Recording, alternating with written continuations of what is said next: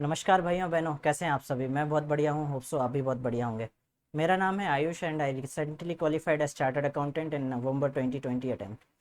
तो जब मैं अपने सीए फाइनल की प्रिपरेशन कर रहा था उस समय पे मुझे जब 5 महीने की जो अपन को लीव मिलती है उसमें जब 1-2 महीने मैंने तैयारी कर ली थी, तब उसके बाद मेरे को रियलाइज़ हुआ कि ऐसी कुछ चीज़ें हैं जिनका कुछ मुझे शुरुआत से ही ध्यान रखना चाहिए था। तो मुझे ऐसा लगा कि काश मेरे को ये चीज़ें पहले से पता होती, काश मैंने ये चीज़ें शुरुआत में ना की होती।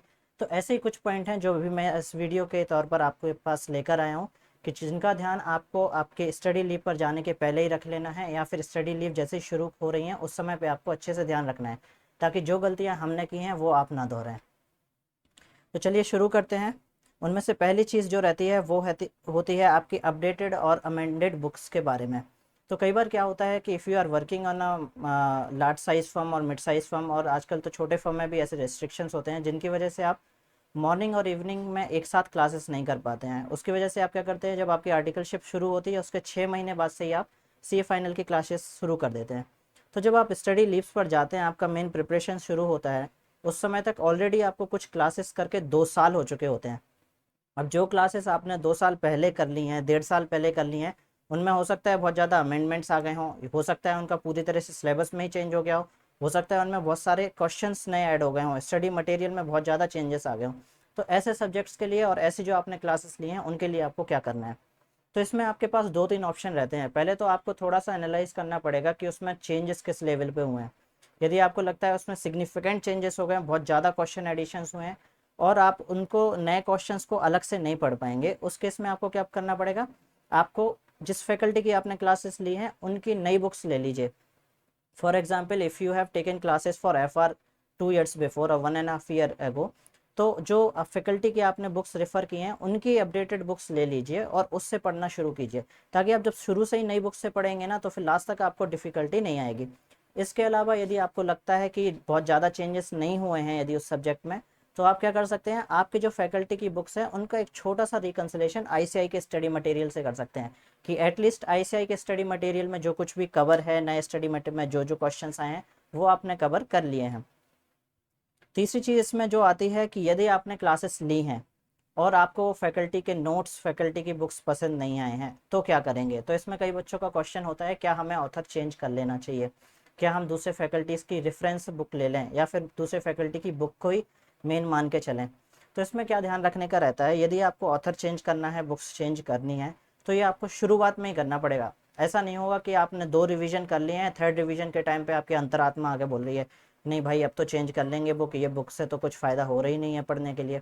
तो ऐसा केस नहीं होना चाहिए। तो उस केस में आपको क्या करना है, आपको आराम से जाके इंसेप्शन पे ही देख लेना, भाई हमें ये फैकल्टी के नोट्स नहीं जमे थे, हमें इनकी क्लासेस नहीं जमी थी। अभी आप शुरुआत में ही जब आप लीव पर जा रहे हैं तभी उनकी नई बुक्स ऑर्डर कर लीजिए और उनसे पढ़ना शुरू कीजिए।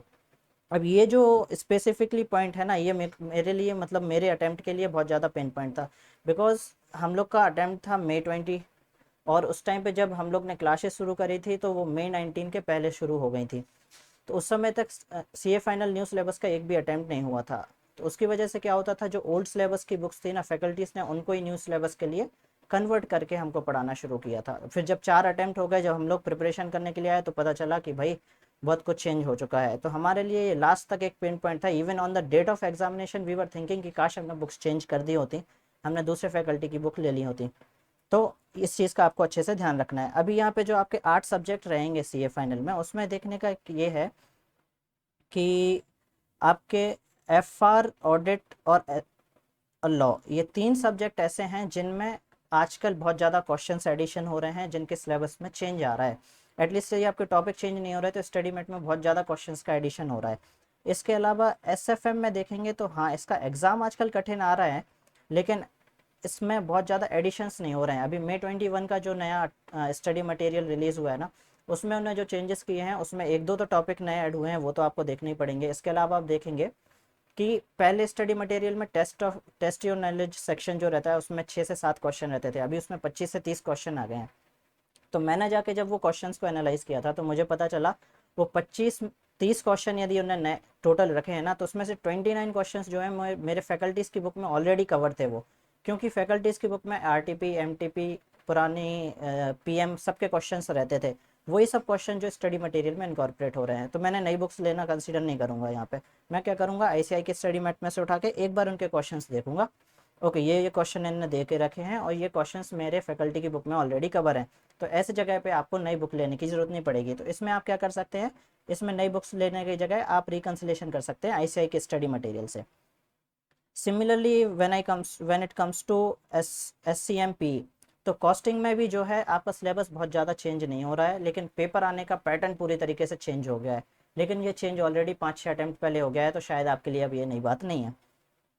तो इसमें भी आप क्या है, रिकन्सिलेशन कर सकते हैं कि एक बार क्वेश्चन देख लीजिए स्टडी मटेरियल में, यदि कोई भी नए क्वेश्चन आए हैं तो वो आपके कवर हो जाने चाहिए। पेपर 6 जो है वो आपका डिपेंड करेगा कि आपने कौन सा ऑप्शनल सब्जेक्ट लिया है, उसमें यदि चेंजेस हैं तो वहाँ पे आपको देखना पड़ेगा। इसके अलावा डीटी और आईडीटी जो दो सब्जेक्ट हैं, इनमें आपको ना नई बुक की ज़रूरत है, ना ही आपको रिकन्सिलेशन करने की ज़रूरत है। इसका रीज़न ये है बिकॉज डीटी आईडीटी जो सब्जेक्ट्स हैं, ये सब्जेक्ट्स बच्चे जो है जनरली लास्ट के 6 और 8 मंथ्स में ही लेते हैं लीव पे जाने के पहले। तो जब आपके लास्ट 6-8 मंथ्स पहले ले रहे हैं इन क्लासेस को, तो ये ऑलरेडी आपने अमेंडेड क्लासेस ही पढ़ी होंगी, और एक या दो अटैम्प्ट के, मैक्सिमम एक अटैम्प्ट का जनरली सबको पढ़ना पड़ता है इसमें अमेंडमेंट्स। तो वो आपके फैकल्टीज़ के अमेंडमेंट लेक्चर्स भी आएंगे, उससे रिलेटेड आप आरटीपी भी कंसीडर कर सकते हैं, फैकल्टीज़ के नोट्स कंसीडर कर सकते हैं। इसमें आपको अलग से कुछ रिकन्सिलेशन करने की ज़रूरत नहीं पड़ेगी। तो जो मेन पॉइंट आता है वो रहता है आपका लॉ के बारे में, ऑडिट के बारे में और एफआर के बारे में। इन तीन में आपको क्या करना है। एफआर के लिए एक चीज़ ध्यान रखना है, यदि आपने क्लासेस 2-2.5 साल पहले ले ली हैं, अभी से बहुत पहले कर ली थी क्लासेस, तो बिल्कुल ध्यान से नए मटेरियल देख लीजिए, क्योंकि लास्ट 4 अटेम्प्ट में हर अटेम्प्ट में क्वेश्चंस ऐड हुए हैं। और इसके बाद नवंबर 20 और May 21 अटेम्प्ट्स के लिए जो नए स्टडी मॉड्यूल्स आईसीआई ने रिलीज किए थे, उसमें कुछ 150-200 क्वेश्चन तक ऐड हो गए हैं। तो एफआर का विशेष रूप से ध्यान रखना है।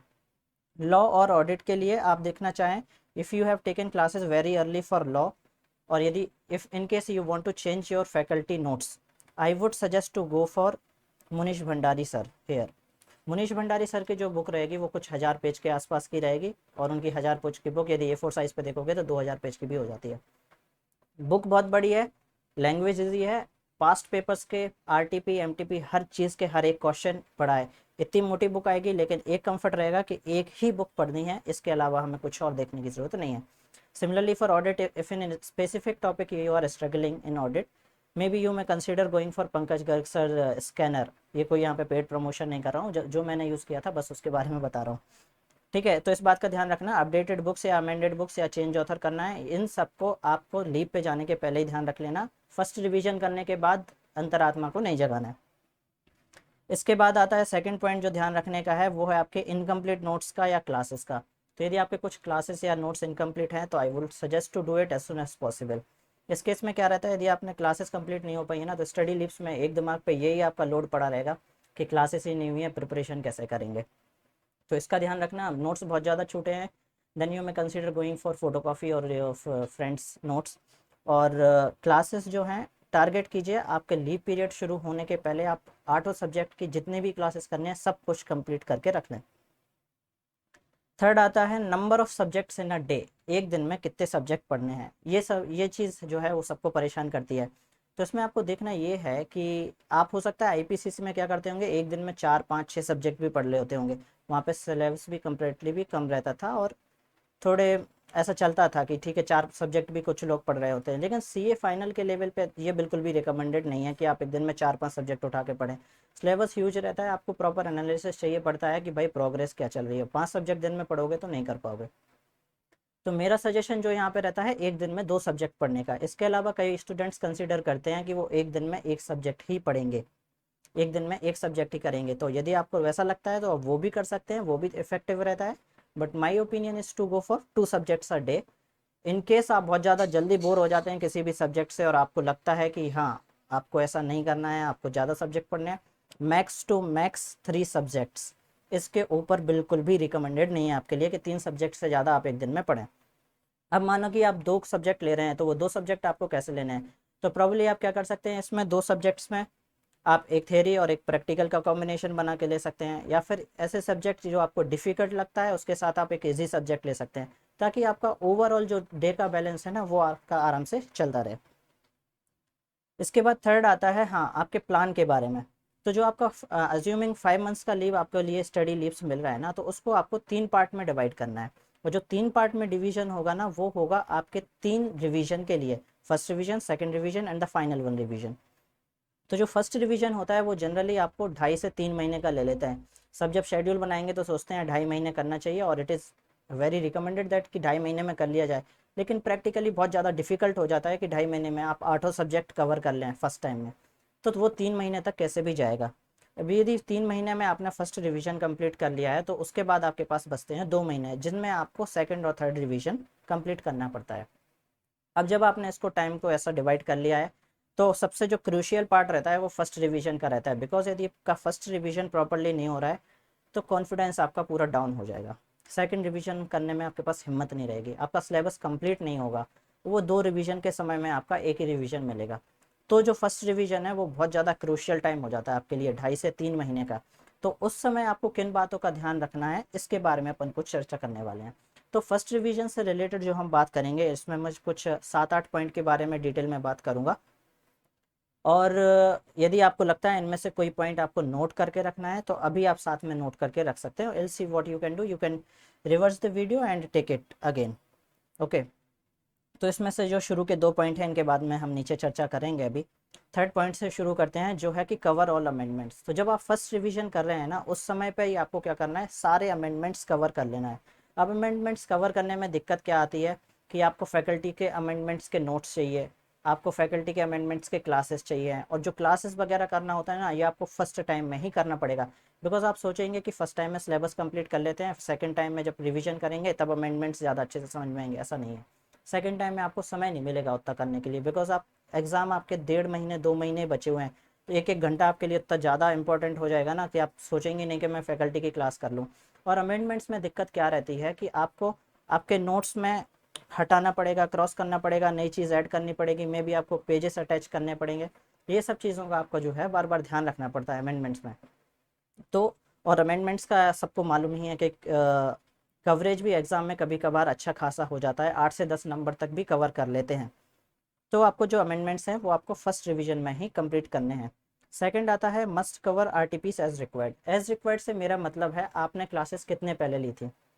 For example, you are appearing for November 21 attempt and you have taken classes somewhere in November 19 और May 20। तो आपको ऑलरेडी 1.5 साल हो चुका है, तो आपको ये 3 अटेम्प्ट की आरटीपीस कवर करनी पड़ेंगी, अनलेस आपके फैकल्टीज़ ने कुछ अलग से सुविधा दी है इसके लिए, वरना आपको 3 अटेम्प्ट की आरटीपी करनी है।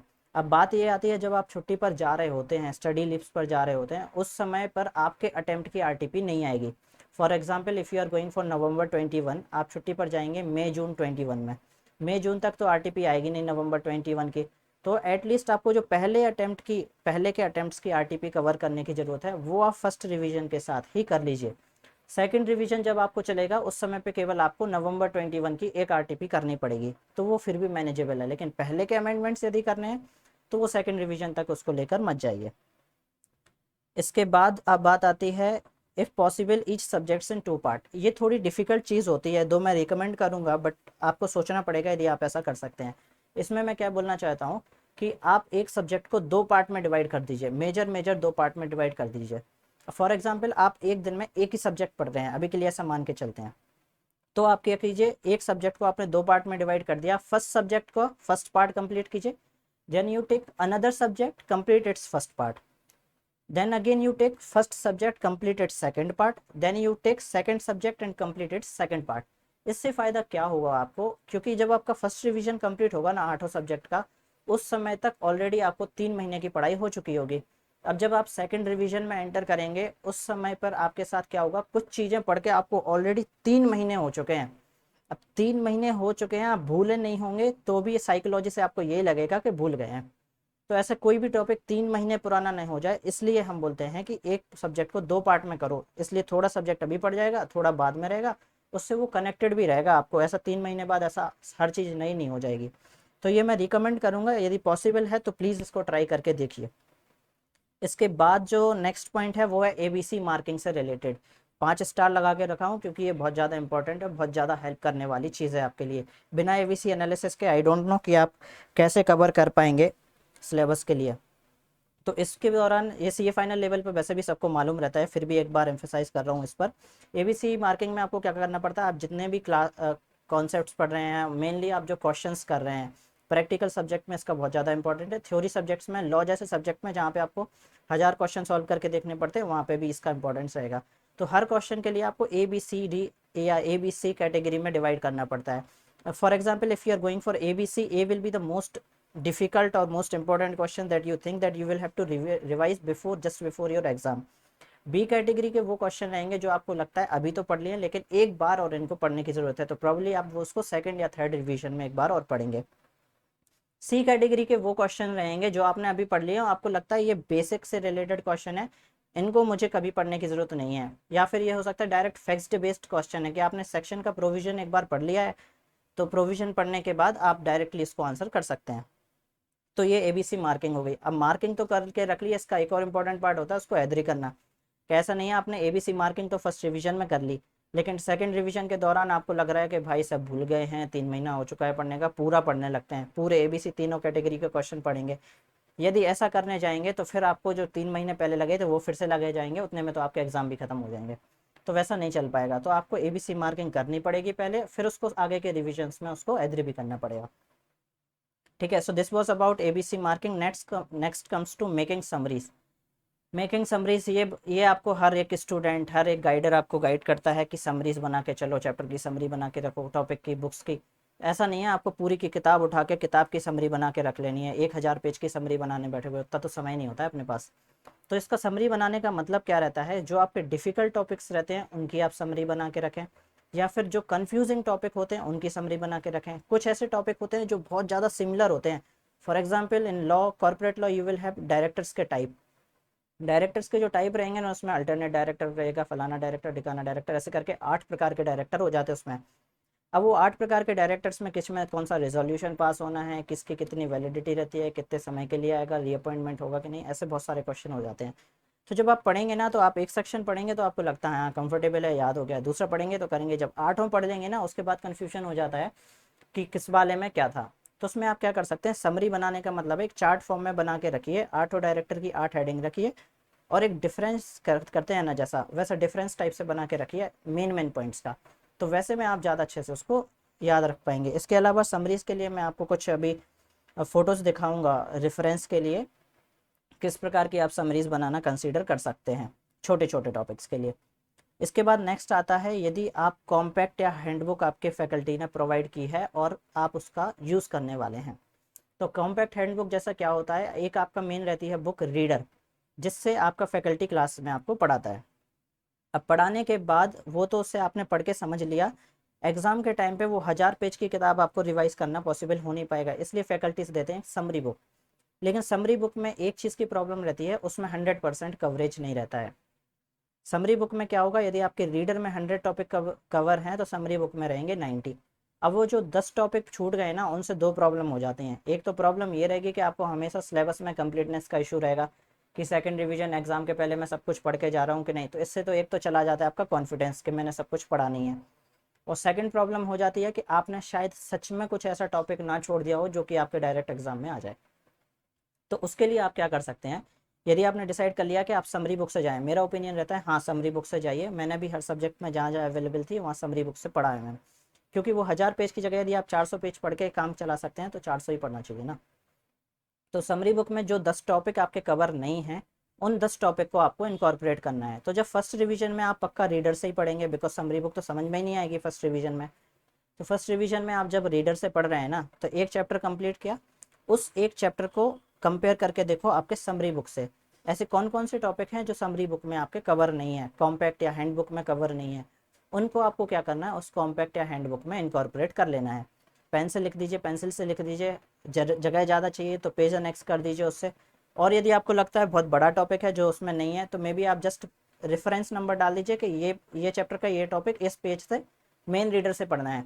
सो दैट आप जब सेकंड और थर्ड रिवीजन में रहेंगे ना, उस समय आपको मेन रीडर बुक उठा के देखनी नहीं है, आप केवल समरी बुक से पढ़ेंगे पढ़ेंगे पढ़ेंगे, जहाँ पे रेफरेंस होगा वहाँ जाके आप रीडर उठाएंगे।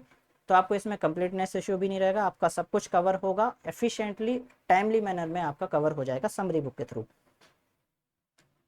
इसके बाद लास्ट पॉइंट है जो इससे रिलेटेड, वो है prepare for exam day from the first day.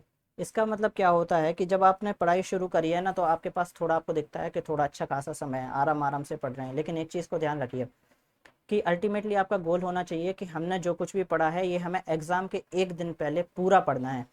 For example if we take the example of D. अब डायरेक्ट टैक्स पढ़ने के लिए, अब ये एक दिन में यदि आप 12 घंटे पूरा डायरेक्ट टैक्स के लिए दे रहे हैं ना, तो भी आपको 15 से 17 दिन लग जाते हैं पूरा A to Z direct tax plus international taxation cover करने में। 15 to 17 डेज का समय लग जाता है आपको। अब जब आप एग्जाम देने जाना है ना, उसके दिन एक दिन पहले आपको ओवरऑल इफेक्टिव टाइम भी निकाले ना, 17 आवर्स का आपको टाइम मिलता है पढ़ने के लिए, रिविजन करने के लिए। तो 17 डेज में जो आपने फर्स्ट टाइम में रिविजन किया है, वो एग्जाम के पहले आपको 17 आवर्स में कंप्लीट करना है। एक दिन का 1 घंटे में कैसे करोगे? सोचो, पीजीबीपी जैसा जो चैप्टर है उसको आपको मैक्सिमम 2 घंटे मिलेंगे एग्जाम के पहले तैयार करने के लिए। तो कैसे आप वो 2 घंटे में तैयार करेंगे, उसके लिए अभी से आपको सोचना पड़ेगा। हो सकता है ऐसे कोई बहुत बड़ी चीज़ दी गई हो जिसको आप शॉर्ट कर सकते हैं, उसके लिए हमें समरीज बनानी है। हो सकता है हम कॉम्पैक्ट यूज़ कर सकते हो, तो वो हमें अभी से ध्यान रखना है। तो इस चीज़ को आपको फर्स्ट डे ही से सोच के रखना है कि हम एग्जाम के पहले कैसे प्रिपेयर करेंगे। अभी यहाँ पे मैं आपको कुछ एग्जाम्पल दिखाने वाला हूँ समरीज के लिए और कॉम्पैक्ट हैंडबुक से रिलेटेड, जो मैंने खुद फॉलो किए थे।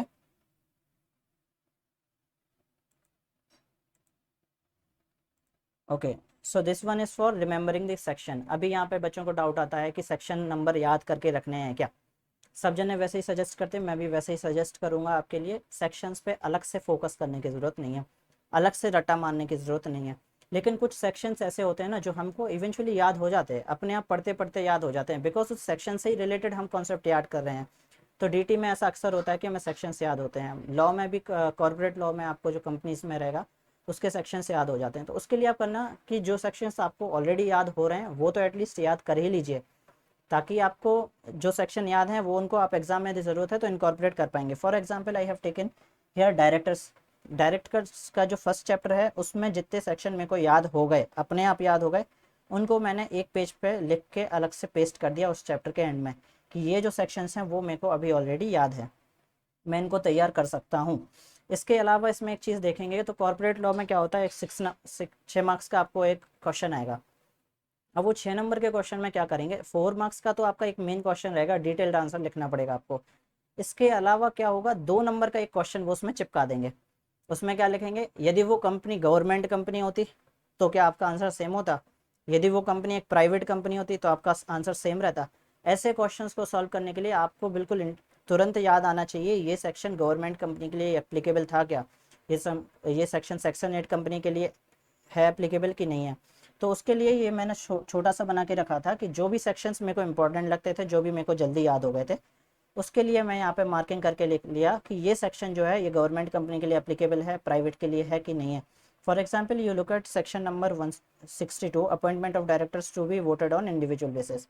तो इसमें ये प्राइवेट कंपनी के लिए, गवर्नमेंट कंपनी के लिए एप्लीकेबल नहीं है। ये 2-3 बार आपको पढ़ते हैं, आपको अंदर से समझ में आने लगता है ओके ये एप्लीकेबल रहेगा कि नहीं रहेगा। तो ऐसे में आप इसको याद रख सकते हैं। लेकिन आप सोचेंगे ना, एक एक सेक्शन जब आप डिटेल्ड रीडिंग कर रहे हैं उसकी, उसके साथ आप उसको याद रखेंगे, तो वो करना बहुत ज़्यादा डिफ़िकल्ट हो जाता है। इसके बाद जो मैं आपसे जब से कॉम्पैक्ट और हैंडबुक से रिलेटेड बात कर रहा हूँ कि हैंडबुक में 100% कवरेज नहीं है, तो आप क्या कीजिए, मेन रीडर बुक से आपके हैंडबुक में इनकॉर्पोरेट कर लीजिए।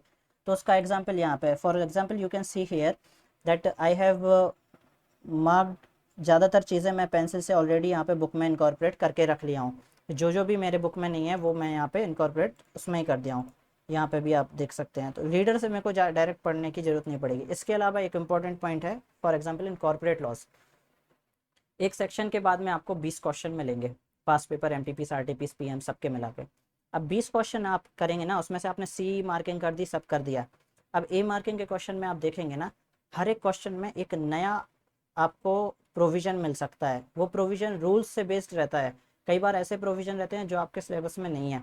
तो उसके लिए क्या करना है, आपको क्या करना है, वो प्रोविजन को 2 लाइन में लेके आपकी हैंडबुक में लिख लेना है, जिसमें आप वो 2 मिनट में उसके लिए रिवीजन कर सकते हैं। वो पूरा इतना बड़ा क्वेश्चन पढ़ के, क्योंकि वो केस स्टडी बेस्ड क्वेश्चन रहेंगे ना, तो उसमें दुनिया की कहानी रहती है, क्वेश्चन में भी आंसर में भी, लेकिन उसका सार केवल 2 लाइन में रहता है। वो सार आपको 2 लाइन में अपने हैंडबुक में लिख के रखना है।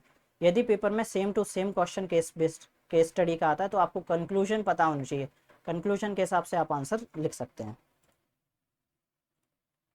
इसके बाद अब जो मैं समरीज की बात कर रहा था, सो उसमें डीटी का देखिए, आपके कैपिटल गेन में 54 सीरीज़ के सेक्शन रहते हैं। 54 सीरीज़ के सेक्शन ज़्यादातर फैकल्टीज ऑलरेडी चार्ट फॉर्म में देते हैं ताकि उनका कंपैरिजन होता रहे और आपको याद होता रहे। लेकिन आप जब चार्ट फॉर्म में याद तो कर लेते हैं, लेकिन जब एग्जाम लिख रहे हो ना, उस समय पे आपको ध्यान नहीं आता है कि इसमें लॉन्ग टर्म कैपिटल एसेट चलेगा कि नहीं चलेगा, इसमें एसएससी कौन कौन सा था, इसमें एग्जामेशन का फॉर्मूला क्या रहेगा, डिपॉजिट स्कीम थी कि नहीं थी, कितने साल का टाइम लिमिटेशन दिया रहा है। इतने सारे डाउट एक साथ आएंगे, वो भी एक सेक्शन के लिए। फिर वहाँ पे टैकल करना डिफ़िकल्ट हो जाएगा। तो उसके लिए मैंने क्या किया, जैसे एक 54 सीरीज़ के लिए आप यहाँ पे देख सकते हैं कि मैंने एसएससी के लिए कहा कि ये 4 सेक्शन के लिए केवल इंडिविजुअल या एचईएफ रहेगा एसएससी, इसके अलावा बाकी सारे सेक्शंस के लिए 54 की सीरीज़ के लिए कोई भी पर्सन एसएससी हो सकता है। तो आप इसको मैं कुछ ऐसा राइम करके याद कर लेता था, 54, 54B, 54GB, 54F, इंडिविजुअल और एचईएफ। तो ऐसा कुछ भी आप लॉजिक बना सकते हैं जिससे आप उसको आसानी से याद रख सकें। सिमिलरली डिपॉजिट स्कीम किस में एप्लीकेबल है, किस में नहीं है, लॉन्ग टर्म कैपिटल असेट किस में रहेगा, इसके अलावा बाकी में दोनों रहेंगे। ऐसे शॉर्ट नोट्स आप बना सकते हैं जिनसे आप उसको अच्छे से याद रख सकें। नेक्स्ट आता है आपका एग्जाम्पल के लिए प्रिजम्पटिव इनकम। प्रिजम्पटिव इनकम में you will have some 8 sections. अब उसमें कन्फ्यूज़न कहाँ हो जाती है, एसएससी कौन सा था, थ्रेशोल्ड किसके बेसिस पे है, प्रॉफिट के बेसिस पे या टर्नओवर के बेसिस पे है, कितनी परसेंटेज है, किस पे परसेंटेज एप्लीकेबल होगी, ऑडिट कराना जरूरी है एसएससी के लिए कि नहीं है, पार्टनरशिप में उसका डिडक्शन मिलेगा कि नहीं मिलेगा। ये सारे कॉमन पॉइंट्स होते थे ज़्यादातर प्रिजम्पटिव इनकम के क्वेश्चंस में। इसके अलावा कुछ स्पेशल पॉइंट्स रहेंगे। तो यहाँ पे आप क्या देख सकते हैं, मैंने एक चार्ट बना के रखा था प्रिजम्पटिव इनकम के लिए, जिसमें मैंने 6-7 सारों सेक्शंस को एक पेज में कवर कर लिया और उसकी कंपैरेटिव समरी बना के रखी है, ताकि मेरे को कंफ्यूजन रहे ना, उस सेक्शन में ऐसा था, इसमें कैसा था, इसमें ऐसा है तो उसमें कैसा होगा। वो सारी चीज़ के मेरे जो डाउट हैं वो यहाँ से क्लियर रहेंगे। और ये एग्ज़ाम के दिन बहुत ज़्यादा हेल्प करते हैं, बिकॉज एग्ज़ाम के दिन इतना ज़्यादा प्रेशर हो जाता है ना कि समझ में नहीं आता क्या पढ़ें क्या नहीं पढ़ें। पीजीबीपी जैसे चैप्टर को आपको 2 घंटे में रिविजन करना है, कैसे करोगे। तो वहाँ पे ये चीज़ हेल्प कर देती है, 2 मिनट में आपको पूरा चार्ट रिविजन हो जाएगा। और यदि आपने ये चार्ट ऑलरेडी 4-5 बार पढ़ के रखा है तो फिर तो आप आराम से कर सकते हैं। Similarly here for business trust आपके रीडर में होगा 6-7 पेज का, आपके कॉम्पैक्ट या समरी बुक में रहेगा 3 या 4 पेज का। यहाँ पे मैं A4 का आधा पेपर के साइज़ का है ये, इतने में मेरा बिजनेस ट्रस्ट कवर हो गया।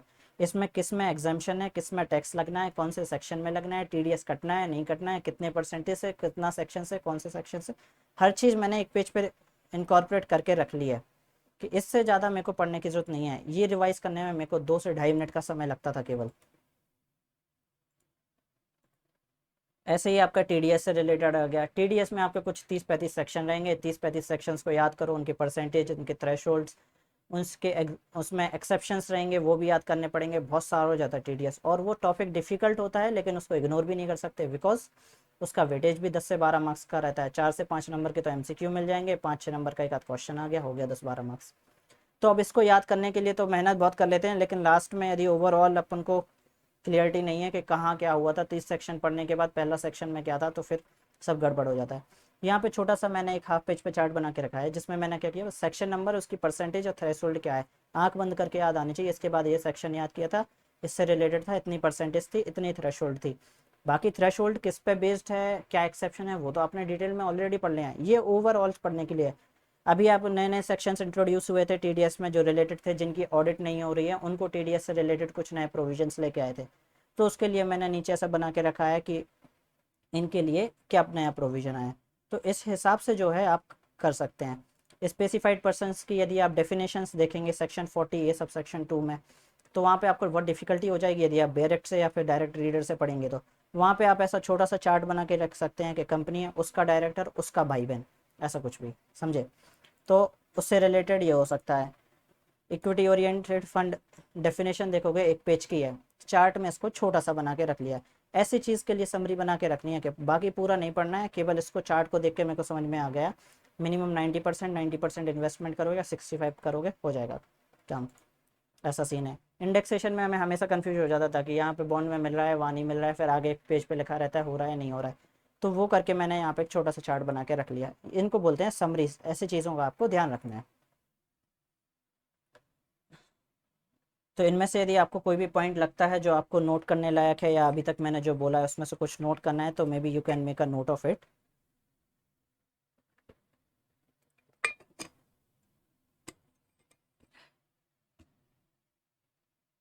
इसके बाद जो हमारी चर्चा आती है वो आती है, should I cover 100% of the syllabus, 100% cover करना है कि नहीं।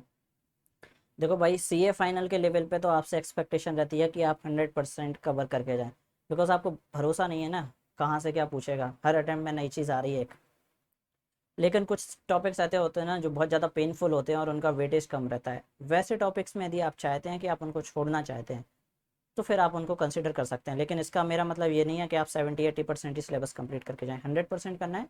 कुछ टॉपिक्स जो बहुत ज़्यादा पेनफुल हैं और वेटेज कम है उनको आप इग्नोर करना चाहते हैं तो कर दें।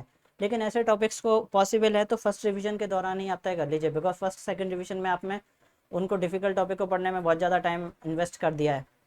डिफ़िकल्ट नहीं बोलूँगा, लेस वेटेड पेनफुल टॉपिक बोलूँगा, तो उनको करने में आपने बहुत ज़्यादा टाइम लगा दिया है। उसके बाद थर्ड रिवीजन में आप छोड़ोगे कि चलो अब नहीं करना है वो टॉपिक, तो फिर मतलब नहीं होगा क्योंकि आगे का टाइम वेस्ट हो गया है। तो ऐसे टॉपिक के लिए एग्जांपल मैं बोलूँ कि जैसे आपके आईडीटी में रहेगा आपका एफटीपी, 5 नंबर का कवरेज रहता है। यदि आपको उसकी लैंग्वेज में प्रॉब्लम आ रही है, शॉर्टकट नहीं है कुछ याद करने का, मे भी आप इग्नोर कर सकते हैं 5 नंबर के लिए उसको, लेकिन वो कंपलसरी क्वेश्चन है 5 नंबर का वहाँ से। Similarly in international taxation part if you see, वहाँ पे आपको मिलेगा क्या, लास्ट के 3 चैप्टर रहते हैं मॉडल कन्वेंशन से related, OECD, UN model and all. वो 3 चैप्टर से मिला के 5 नंबर का एक थ्योरी क्वेश्चन आता है जनरली, जनरली उसका वेटेज इतना ही है। अब वो इतना सारा 20 पेज आपको रट्टा मारने पड़ेंगे, वर्ड टू वर्ड ढंग से याद रखना है, उसमें ओईसीडी यूएन का ढंग से कंपैरिजन भी याद रखना पड़ता है, तब जाके आप वो 5 नंबर स्कोर कर पाते हैं। तो वैसे जगह पे यदि आपको लगता है आपको नहीं पढ़ना है वो, तो वो शुरू में डिसाइड कर सकते हैं। बाकी इसके अलावा I would recommend to go for 100% of this syllabus. Difficult topics को कैसे याद करें, कोई टॉपिक है जो याद होता ही नहीं है, उसकी लैंग्वेज समझ में नहीं आती है, तो डिफ़िकल्ट क्यों है वो टॉपिक, बिकॉज आप उससे फेमिलियर नहीं हो, अभी भी फेमिलियर नहीं हो। आपने क्लास ले ली है, सेकंड रिवीजन में भी दिक्कत आ रही है तो आपका फर्स्ट रिवीजन में भी आप उससे फेमिलियर नहीं हो, ऐसे टॉपिक रहते हैं। तो फेमिलियर कैसे होना है टॉपिक से, ऐसे टॉपिक्स को आपको आइडेंटिफाई कर लेना है फर्स्ट रिवीजन में कि भाई ये याद नहीं हो रहा है हमको। अब जो वो याद नहीं हो रहा है ना, तो उसको याद करने में एनर्जी वेस्ट नहीं करनी है, उसको मार्क करके रख लेना है। हर 2 दिन में एक बार पढ़ लेना है बस। 2 पेज का टॉपिक है, समझ में नहीं आ रहा, उसको एक बार पढ़ लो, बंद कर दो, याद नहीं करना है। 2 दिन 3 दिन बाद फिर उठाओ, एक बार पढ़ लो, ऐसा 1 महीने तक करो। 7-8 रीडिंग हो जाएंगी, 7-8 रीडिंग करने के बाद वो फेमिलियर हो जाएगा। 8वें के बाद फिर पढ़ो, समझ में आएगी हर चीज़, फिर याद करो। अब उसमें टाइम जो इन्वेस्ट करोगे याद करने में वो प्रोडक्टिव होगा। पहले आपने जो डेली 5-5 मिनट इन्वेस्ट किया ना उसको जस्ट पढ़ने में, उनकी जो प्रोडक्टिविटी है वो अभी आपको समझ में आएगी कि हाँ अब वो याद हो रहा है। इसके बाद आपका आता है शेड्यूल से रिलेटेड, और ऊपर जो 2 पॉइंट हमने छोड़े थे। तो ये 100% ऑफ सिलेबस जो है वो आपको फर्स्ट रिवीजन में कवर करना है। इस टॉपिक की बात कर रहा हूँ मैं। इसमें मैं क्या बोलना चाह रहा हूँ आपसे कि जो यदि आपका सिलेबस का आपने शेड्यूल बनाया और वो फर्स्ट रिवीजन में आपका कंप्लीट नहीं हो रहा है, और आपको लगता है कि ठीक है ये टॉपिक्स मैं फर्स्ट रिवीजन में कवर नहीं कर रहा हूँ, अभी मैं दूसरा सब्जेक्ट शुरू कर लेता हूँ, इसको मैं सेकंड रिवीजन में कवर करूँगा, सेकंड रिवीजन में वो कभी होगा नहीं। उसका रीज़न क्या है, प्रैक्टिकली आप देखो, सेकंड रिवीजन जब आपका चल रहा होगा ना, उस टाइम पे आपको ऑलरेडी 3 महीने हो चुके हैं, 3 साढ़े 3 महीने हो चुके हैं, 1.5 महीने आपके एग्ज़ाम के लिए बचे हुए हैं। बहुत ज़्यादा प्रेशर बिल्ड हो जाएगा, एक एक घंटे की अभी इंपॉर्टेंस ढंग से समझ में आएगी। अब आपको एक नया टॉपिक पढ़ना है जो आपने फर्स्ट रिवीजन में नहीं पढ़ा था, उसको पढ़ने में आपको लगेंगे 6 घंटे। फिर आपका अंदर से दिल बोलेगा ये 6 घंटे में पुराने 4 टॉपिक रिवीजन कर सकता हूँ। एक काम करते हैं, वो एक टॉपिक जो छूटा हुआ है उसको छोड़ ही देते हैं, जाने देते हैं, वो 4 टॉपिक जो आते हैं उनको रिवीजन कर लेते हैं, ऐसा हमारा दिल बोलेगा। तो फिर वो नहीं होगा। तो पहले जो एक बार छूट जाता है वो 99% लास्ट तक छूटा ही रहता है, वो बाद में नहीं हो पाता है। तो आपको जो भी कवर करना है वो आप फर्स्ट रिवीजन में ही कवर कीजिए। नेक्स्ट बात आती है आपके मॉक टेस्ट पेपर से रिलेटेड। मॉक टेस्ट पेपर में स्टूडेंट्स बहुत बड़ी एक गलती करते हैं कि सिलेबस कंप्लीट करने के बाद एमटीपी लिखा जाएगा, पूरे 8 सब्जेक्ट करने के बाद एमटीपी लिखा जाएगा, सेकंड रिवीजन के दौरान एमटीपी लिखा जाएगा। सेकंड रिवीजन में तो पूछो ही मत, टाइम होता ही नहीं है।